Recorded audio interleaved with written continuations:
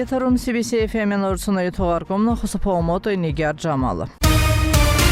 Ապրիլի 23-ին Պեկինում տեղի ունեցել Ադրբեջանի Հանրապետության նախագահ Իլհամ Ալիևի դիմավորման պաշտոնական արարողությունը, ով պետական այսով գտնվում է Չինաստանի Ժողովրդական Հանրապետությունում։ Այս մասին տեղեկացնում է Ազերթաջ լրատվական գործակալությունը։ Հետո կայացել է Ադրբեջանի Հանրապետության նախագահ Իլհամ Ալիևի և Չինաստանի Ժողովրդական Հանրապետության նախագահ Սի Ցզինպինի ընդլայնված կազմով հանդիպումը։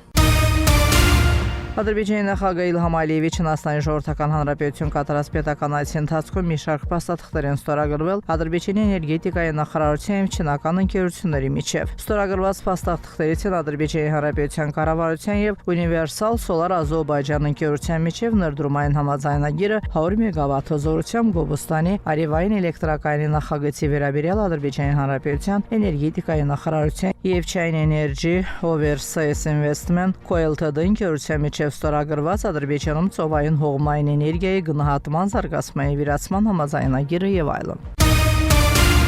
Բաքվի ռազմական դատարանում շարունակվում է Հայաստանի քաղաքացի Ռուբեն Վարդանյանի գործի քննությունը, ով մեղադրում է խոշտանգումների, վարձկանության, պատերազմի օրենքներն ու սովորույթները խախտելու, ահաբեկչության ֆինանսավորման և Ադրբեջանի քրեական օրենսգրքի այլ հոդվածներով։ Դատավարությունը շարունակվել է տուժողների հարցաքննությամբ։ Նրանց մեծ մասը ականների պայթյունի զոհեր են, անդամատված վերջույթներով։ Տուժող Հասան Ալի Ալիևը հայտնել է, որ 2024 թվականի փետրվարի 4-ին 90-ներին արածեցնելիս վիրավորում է ստացել Թերթերի շրջանի Գզոլոբա գյուղում գտնվող խողմասում հայցի նորականների կողմից տեղադրված ականի պայթյունի հետևանքով։ Տուժող Էլնուր Ազգերովը պատմել է, որ 2023 թվականի ապրիլի 18-ին Թերթերի շրջանի Բորսունլու գյուղում անասուններ արածեցնելիս վիրավորվել է հայցի նորականների կողմից տեղադրված ականի պայթյունի հետևանքով։ Հաջորդ դատական նիստը նշանակվել է ապրիլի 29-ին։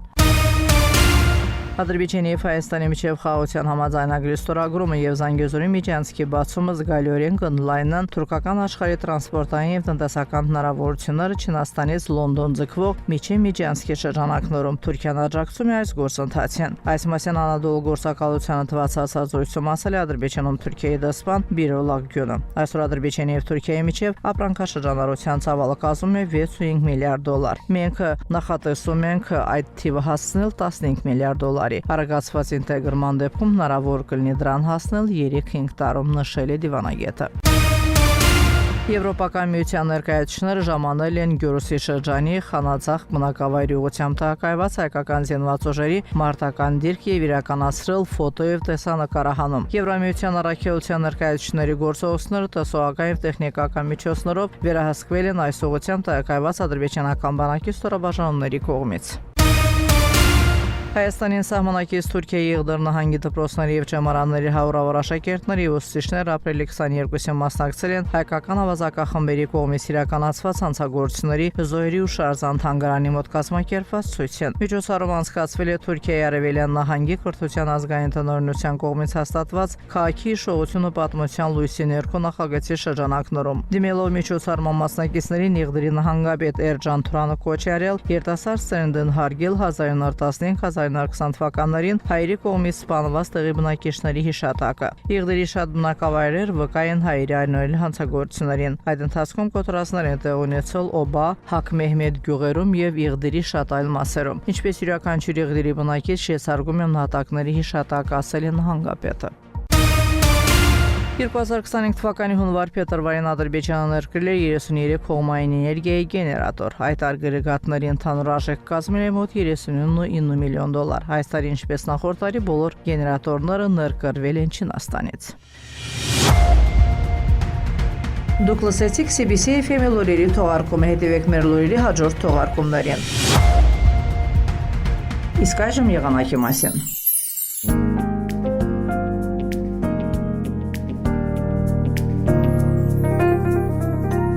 Բաքվում և Աբշերոն թերակղզում սպասվում է փոփոխական անպամատություն, հիմնականում առանց ձեղումների եղանակ, սակայն գիշերը որոշ տեղերում հնարավոր է կարճատև անձրև, քամին հյուսիս-արևելյան։ Օդի ջերմաստիճանը գիշերը կկազմի 11-15 աստիճան, տաքություն ցերեկը 20-25 աստիճան։ Ադրբեջանի մարզերում սպասվում է հիմնականում առանց ձեղումների եղանակ, սակայն երեկոյան և գիշերը որոշ տեղերում սպասվում է թույլ անձրև, կդիտվի ամպրոպ և կարկոտ։ Օդի ջերմաստիճանը գիշերը կկազմի 10-15 աստիճան, ցերեկը 24-29 աստիճան, տաքություն։ Լեռներում գիշերը 3-8 աստիճան, ցերեկը 15-20 աստիճան տաքություն։ Շուշայում, Խոջալույում, Խոջավենդում, Խանքենդիում սպասվում է 3-18, Աղդամում, Ֆիզուլիում 8-19 աստիճան, Ջեբրայիլում, Զանգիլանում, Գուբատլիում 7-20, իսկ Կելբաջարում եւ Լաչինում 4-17 աստիճան տաքություն։